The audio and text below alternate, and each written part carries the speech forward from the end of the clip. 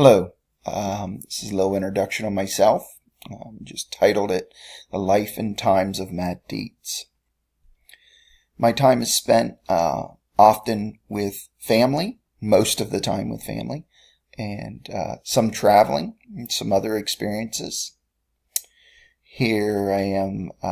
Last summer I had a chance to go to Uganda and spend a little time in various villages there.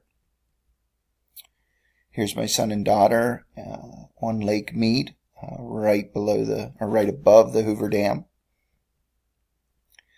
We do follow them around quite a bit as they both play multiple sports, so much of our time is taken up doing that. And the person that makes it all possible is down in the lower right-hand corner, my wife Tammy. There's one last picture that I just really enjoy looking at, again in relationship to our trip to Uganda last summer. I teach at Midwest High School, which is in Middleburg, PA, about an hour north of Harrisburg. It makes it possible for me to take courses at Millersville University because of the online opportunities. I teach technology education, a wide variety of programs. I teach drafting and design. I teach manufacturing. STEM course for next year is online. This group here actually will be at the governor's STEM competition this coming weekend or end of the week. And I also teach some 3D design courses.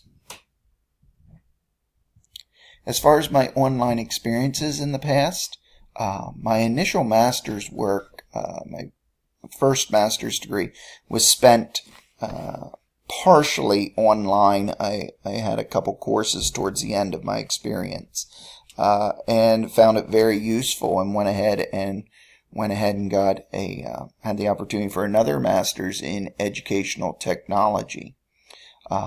Again, that was a number of years ago that I completed that, so many things have changed since and the opportunities that really do exist. I am now currently enrolled, obviously, in the online endorsement as well as Millersville's STEM endorsement through a summer study program my high school or my school district offers, allowing me to take 2 summer courses every year over the period of 4 years. Again, the opportunities that exist through online education really has allowed me to continue my educational experiences. I just would be so much more hesitant to have to drive a couple hours to an educational institution to continue my learning. So I just feel really fortunate that's what exists now. In response to good teaching is good teaching, whether in brick and mortar or online, a couple thoughts came to me, and certainly context is a big part of it. Just how students and teacher or what situation they're in can really drive the opportunities or needs of the teacher. And if a teacher lacks just simply technology skills, I'm not sure that they're going to be effective teachers, even if they're regular or they're strong instructors in the classroom. There are a number of overlapping elements.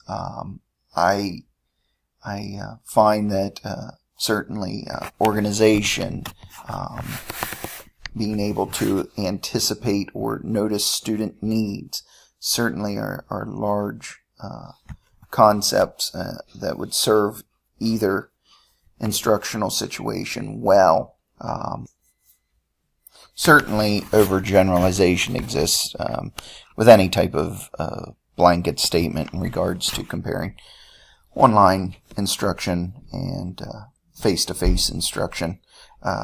It certainly was expressed that certain students benefit more from the online instruction And I would say that there's probably instructors who are more effective online than they are face-to-face. In my Rice response, a couple things jumped out at me. Number one, project-based learning. My classes, all of them, are of this model, student-centered. I tell people sometimes that I think I teach less now than I used to, simply because I've really centered the learning around the individual. And I can see where some of my style of teaching, as well as my techniques, will be challenged by going to a complete online environment. Another thing that stuck out at me was the transactional distance and just understanding what impediments there may be. Certainly psychological distance. I think I pick up a lot from students by visually seeing them as far as understanding the content or getting the content, feeling ready to move on. And I think some of that would be lost. I would have to have a different sense about how to respond to that. And I found it interesting in the Voices from the Field section where Miss Bladlow shared about the students that they receive and the struggle in a normal brick and mortar. I think, at least in our district, what we found is that's where a large amount of the online learners in our community are coming from, is students who have struggled being in a normal school setting. Finally, I'll address how the advertisements aligned with the standards that have been set up. I was unable to watch the very first video. I'm getting blocked through our school's filter systems, but the last two, a couple things that I would that I think are applicable is, number one is UMA's blended option, where students can come and go, can choose the amount of time of face-to-face interaction, or that's what it seemed by the advertisement that would fall under the INACOL's blended schools standards. The other advertisement talked about interaction outside the online environment. I'm not sure that there's standards set up for that being a requirement. There is the video shows a fair amount of diversity, at least from the standpoint of ethnicity. I'm not sure that I'm picking up students from a variety of socioeconomic backgrounds or special needs backgrounds, and that would certainly have to be something that's addressed.